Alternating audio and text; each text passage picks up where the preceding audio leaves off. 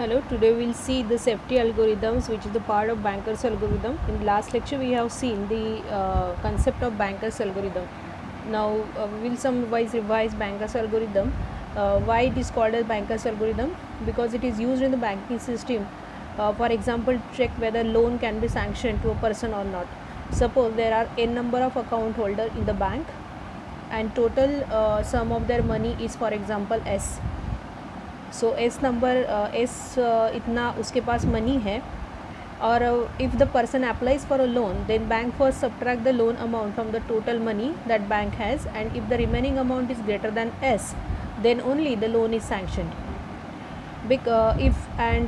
If it is done, because if all the account holders come to withdraw their money, then bank can easily do it.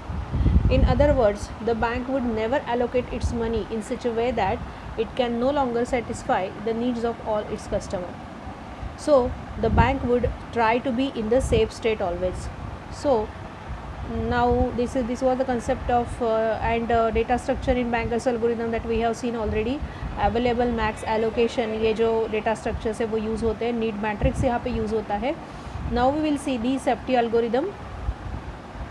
The algorithm is used for finding out whether or not a system is in safe state, and that can be safe state, and that can be described by this algorithm. So the first step is work and finish with the vectors of length m and n. N is the number of process and m is the number of resources.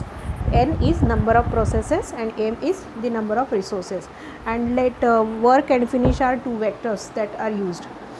Now we initialize available is equal to work. इसका मतलब जितने भी available resources है वो work initialize होगा.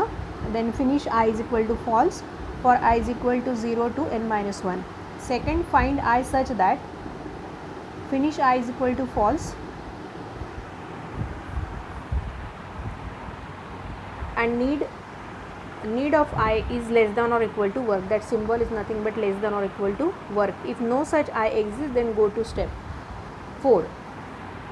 Work is equal to work plus allocation. Finish is equal to true. Finish is equal to true and go to step 2.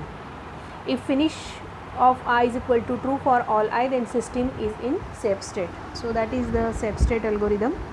Thank you for listening.